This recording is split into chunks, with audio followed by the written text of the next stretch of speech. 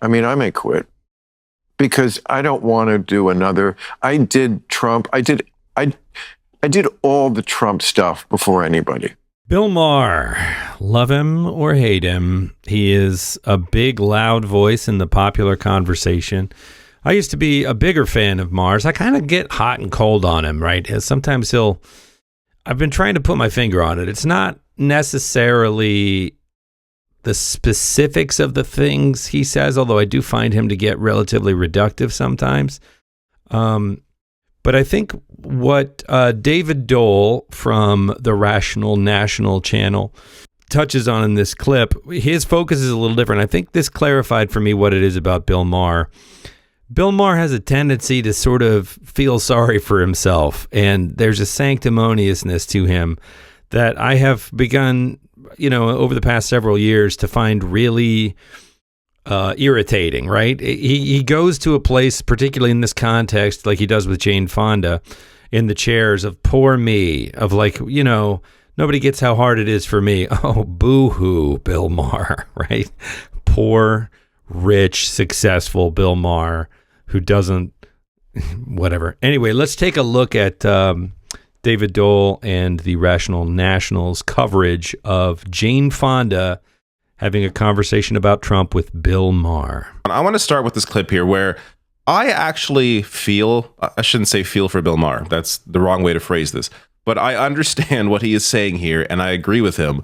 This is their discussion about the results of the election. Yeah, It's hard to believe. I'm shitting my pants. It's hard to believe. I mean, I may quit because I don't want to do another. I did Trump. I did all the Trump stuff before anybody. I called him a con man before anybody. He's a mafia boss.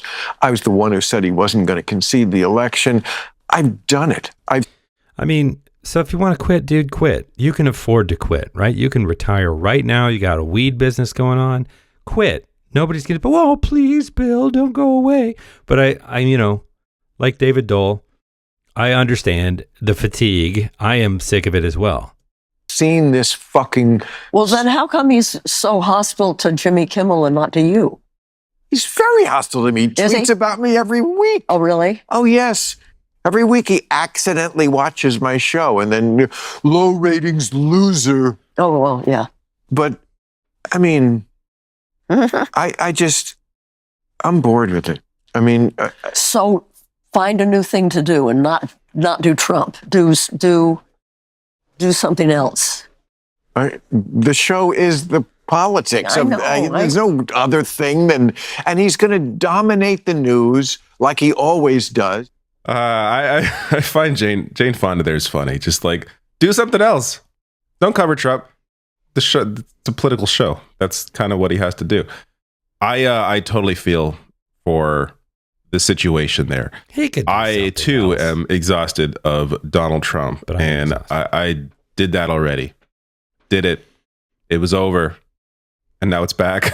And I am spent on the Trump crap. He's not even in yet, and it's already dominating the news cycle. And it is just a lot of it right now is just what might happen because he's not in. So it's just speculation. Oh, he might pick this person and they might do this because they said this. And it's exhausting. It's exhausting. Now, clearly, it's going to be worse for the people that are actually directly impacted by all that garbage. But it almost feels, for someone in my position, and you could argue even maybe Bill Maher's position, it's not like he's going to be really informing anybody new about who Trump is and who the people around him are.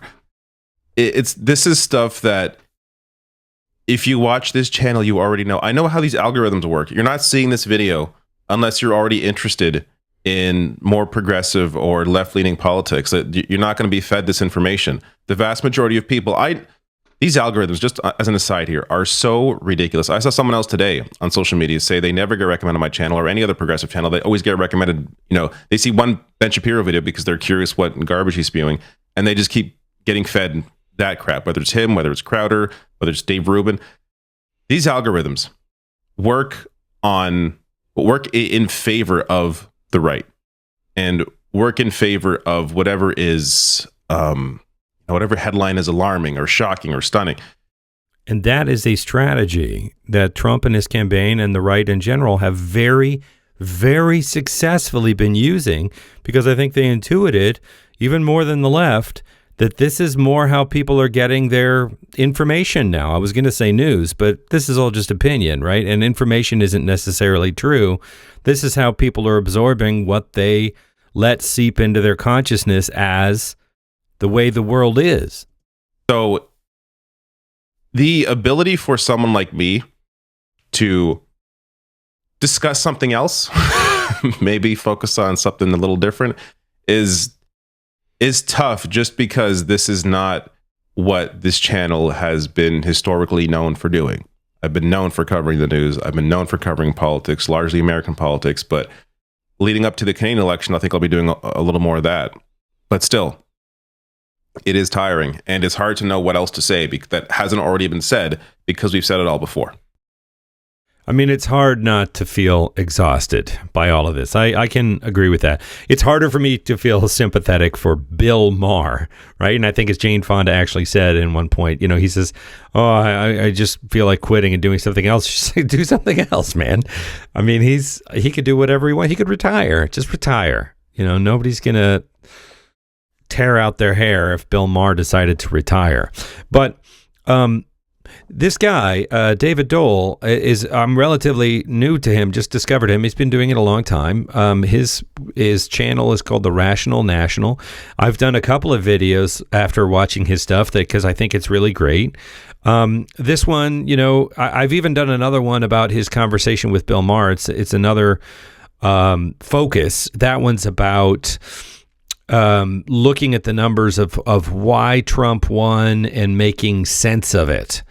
And it's also touches base on the Bill Maher, Jane Fonda conversation, where he zeroes in on Bill Maher's sort of fixation with this idea that it was the radical left that poisoned America's mind, and people voted for Trump because they just hated how crazy the left was, right? And he starts there, and David Doel starts there and picks it apart and then shows a bunch of numbers and makes some sense of it. And I found that really interesting. And he makes a couple of points that I was like, oh, that makes so much sense. So I urge you to check out that video. I mean, you could go check out the original source material in his channel if you want. It's recent. Anyway, I want to hear your thoughts on this. Trump fatigue. Boy, if we think it's rough now, just wait till he actually takes office and they start tearing stuff down. I don't know how bad it's going to get, but for right now, I'm just trying to enjoy a sense of relative normalcy while I can. Why don't you let me know what you think in the comments?